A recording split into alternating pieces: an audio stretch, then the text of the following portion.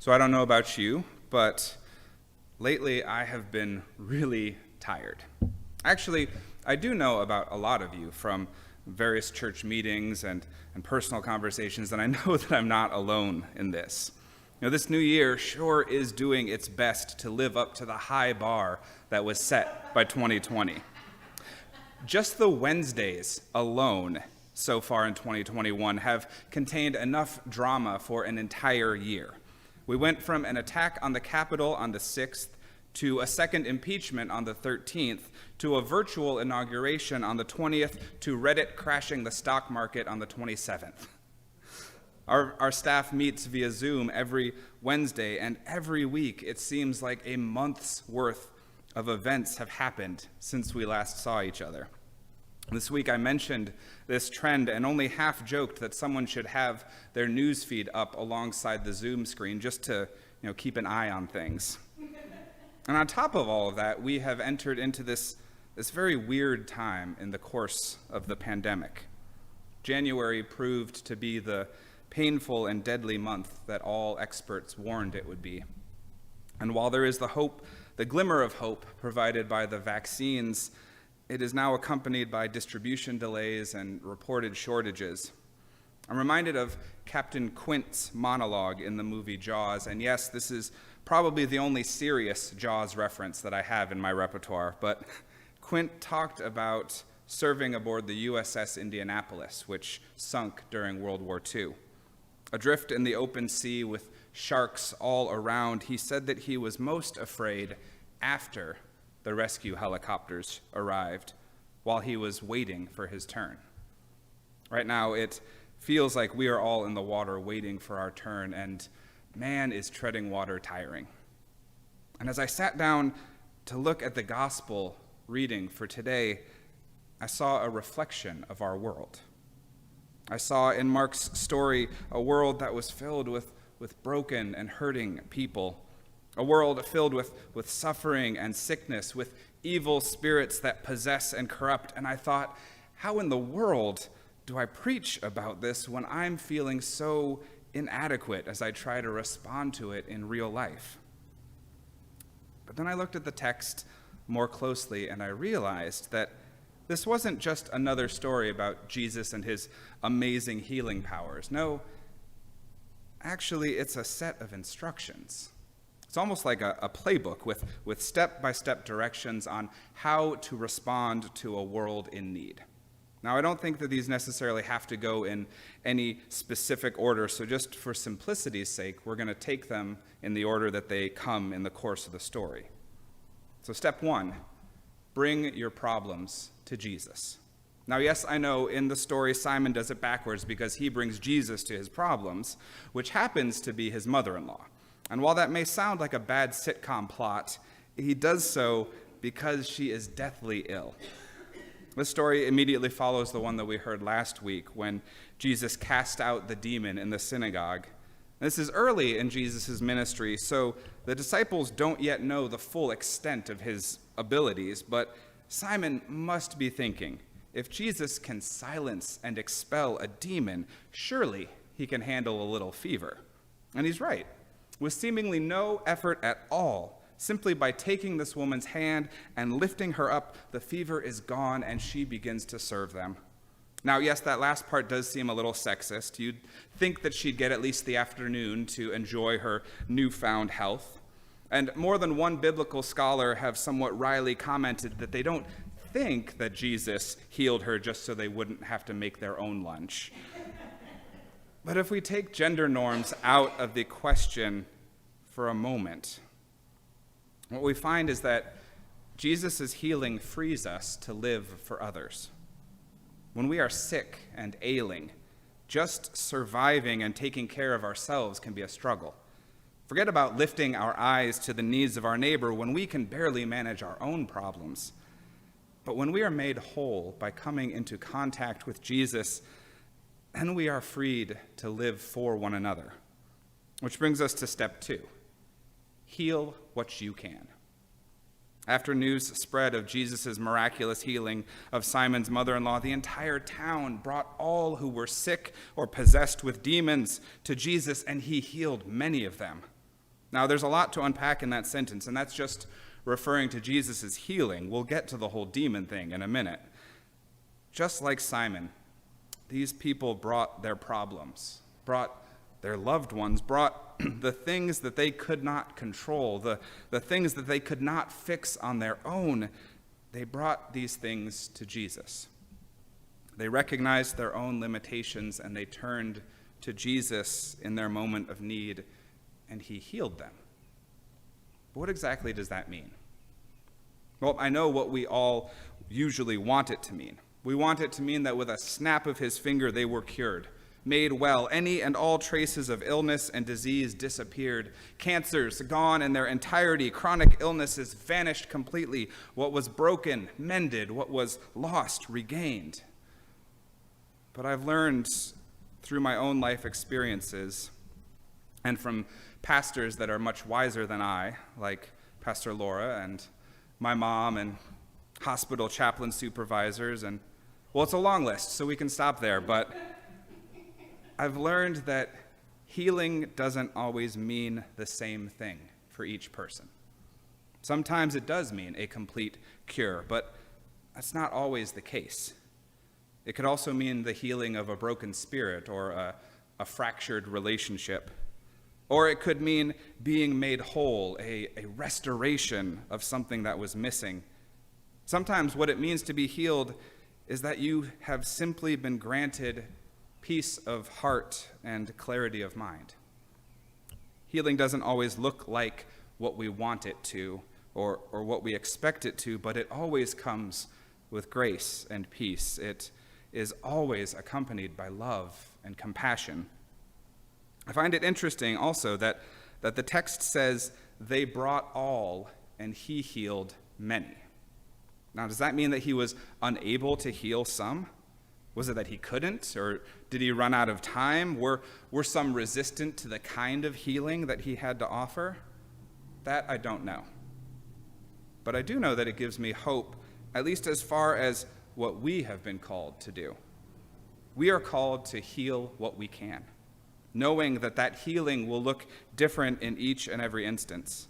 We have not been called to heal all, to heal every single broken and hurting soul, because that would be an impossible and overwhelming and paralyzing task to be given. Instead, we are just called to heal what we can, to offer words of grace and love where we can, to offer forgiveness, comfort, and support where we can.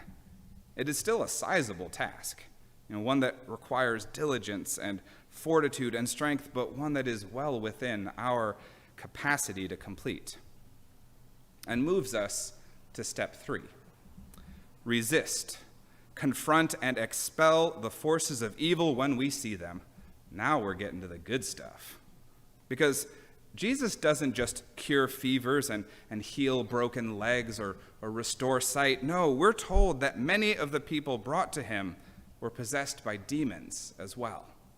Now, what is meant by demons could be a whole sermon or an adult education series by itself.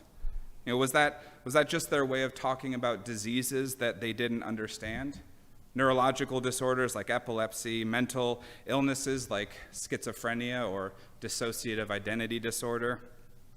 Our Western medical logic and science-based traditions like those explanations because they are neat and tidy. We can understand and control, or if not control, at least manage them. But I think that we all know that there are forces of evil at work in the world. Forces that are more than just one person. Systems at work that corrupt and harden hearts. And those we're less comfortable with because we can't quite wrap our arms around them. We can't fully explain them. Luckily for us, we aren't called to explain or fully understand them. We are called to confront, to resist, to cast them out when we see the demons of our day, and we all know their names. Sexism, racism, white supremacy, homophobia, transphobia, fascism, and 100 other forms of oppressive hatred and fear channeled into action that come in seductive and alluring packaging that ensnare and entrap. One of my favorite TV shows has recently come back with new episodes for its third season. It's called The Rookie, and it stars Nathan Fillion, most well known for his work on ABC's Castle and the cult classic Firefly. He plays a 56-year-old LAPD rookie who is training to become a cop after his divorce, which caused him to reevaluate his life. Now, the first two seasons of the show sported a very diverse cast, with many of the high-ranking officers consisting of both women as well as people of color, but on the whole, it was pretty much a by-the-book police procedural show. But in this third season, it has taken on a new tone. It is openly wrestling with the problems of systemic racism, systemic sexism, and more. It presents real issues that exist in our society today. Nathan Fillion's character thinks that he knows exactly how to help a crime-riddled neighborhood where mostly people of color live. And he reaches that conclusion and starts acting on it all on his own, instead of, by talking to the people that actually live there and asking about what their community really needs. Another character feels the need to hide her pregnancy in order to be taken seriously in her new job as detective. A young black rookie struggles with how to respond when his training officer casually makes very racist comments while profiling and treating people of color differently when responding to calls. It talks about the dangers of policing, the power that they are granted, the risk that they assume, the trauma and pain that they experience on a daily basis, what it is like to go to work not knowing if you will come home at the end of your shift. And what I love most about it is that it doesn't offer any easy answers. Rather, it does what we have all been called to do. It calls out these evils, confronts them, pulls them out of the, we don't talk about stuff like that here, shadows, and brings them into the light, where we can wrestle with and struggle against and find solutions for these age-old evils through open and honest conversation and communal work that we are each called to participate in, work that will not be easy but is so very necessary. Which brings us to step 4. Engage in self-care. After healing and interacting with the crowds all day, Jesus got up early the next morning and went out to the deserted place and prayed. He made time for personal restoration, found space to encounter the divine. If you were feeling exhausted at the beginning of this sermon like I was, I apologize, because so far these steps haven't exactly been easy or restful things. But here, Jesus provides us with an example to follow. He reminds us that you cannot pour from an empty cup. You cannot address the brokenness and pain of this world if you do not care for yourself, if you don't engage in activities that are life-giving. Now, before I lose those of you who are already sleep-deprived, overworked, and overwhelmed, this isn't always going to look like getting up early to pray. I'm well aware that an extra 20 minutes of sleep in the morning can make all the difference.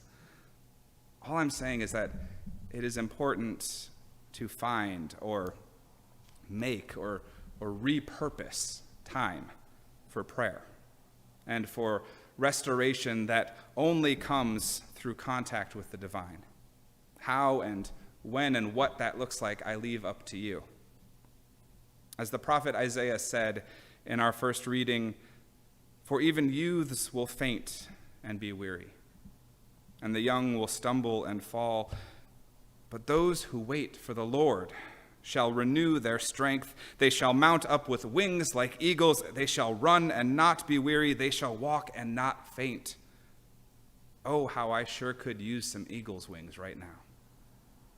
When we are weary, when the world has laid our spirits low, when we do not know how to respond to all of the need that we see around us, God comes to us through Jesus, through Scripture, through the living Word incarnate in this community to bolster, renew, refresh, and inspire our failing spirits and faltering steps, and to provide instruction, an invitation to bring our burdens to Jesus, a mission to heal what we can, a mandate to resist, confront, and expel the forces of evil that would defy God, a plea for us to care for ourselves as well. It's not quite as simple or catchy as Eat, Pray, Love, but it is far more effective when it comes to responding to a broken and hurting world. Amen.